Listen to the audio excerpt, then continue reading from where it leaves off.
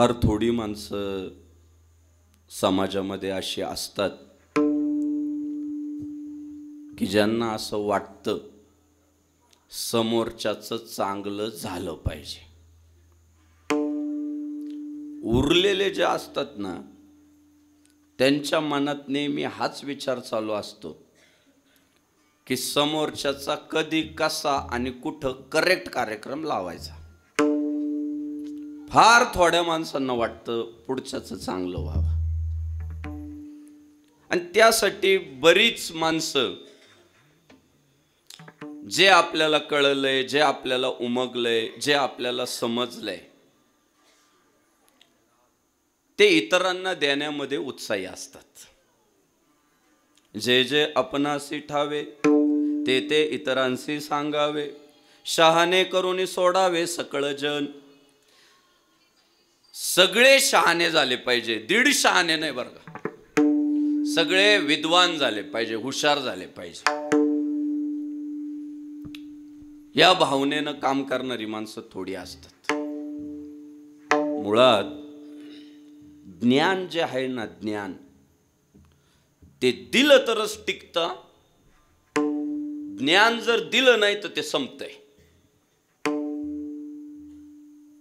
ते दिल्यानं वाढतं. आपण पहा, छत्रपती शिवाजी महाराजांकडे त्या काळात जेवढी संपत्ती होती तेवढी आज त्यांच्या पुढच्या पिढ्यांकडे आहे का नाही हा संशोधनाचा मुद्दा आहे. पुण्यश्लोक अहिल्यादेवी होळकरांकडे त्या काळात जेवढी संपत्ती होती तेवढी आजच्या त्यांच्या पुढच्या पिढ्यांकडे आहे का नाही संशोधनाचा मुद्दा आहे. भारतरत्न डॉक्टर बाबासाहेब आंबेडकरांकडे त्या काळात जेवढी संपत्ती होती तेवढी त्यांच्या आत्ताच्या पुढच्या पिढ्यांकडे आहे का नाही मला माहीत नाही.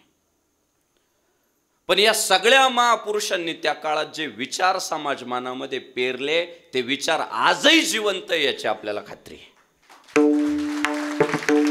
म्हणजे छत्रपती शिवाजी महाराज, पुण्यश्लोक अहिल्यादेवी होळकर, भारतरत्न डॉक्टर बाबासाहेब आंबेडकर, ज्ञानोबा तुकोबा सगळे महापुरुष शिल्लक जर कशा नाही तर त्यांच्या ज्ञानानं शिल्लक आहे. त्यांनी जे विचारधन समाजाला दिलं ना त्याने ते आजही जिवंत आहे. आणि त्या काळात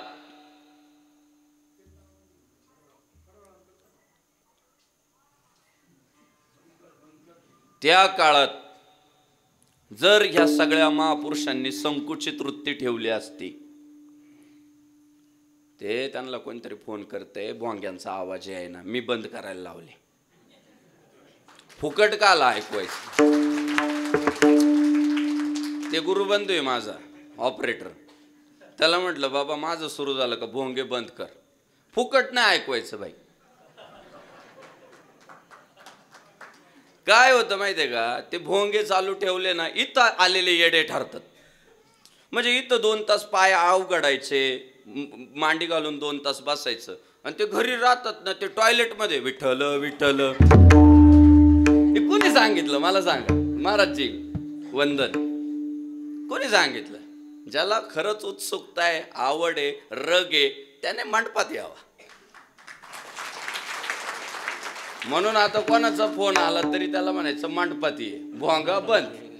आणि आमचं ठरलंय पुढच्या काळात आम्हाला महाराष्ट्रातले सगळेच भोंगे उतरवायचे आणि त्याची सुरुवात आम्ही आमच्यापासून करणार आहे. या सगळ्या महापुरुषांनी ज्ञान दिलं म्हणून वाढलं, टिकलं. संकुचित वृत्तीची माणसं करतात एक आणि दाखवता एक, खरं समाजापुढे येऊ देत नाही. आता एखाद्याचं छोटंसं दुकान राहतं गावात, पण 6 महिन्याला गाडी बदलते. सहज गावकऱ्याला प्रश्न पडला, हा इतका पुढं कसा चालला. दुकानावर तर याच्या एवढं गिराईक दिसत नाही.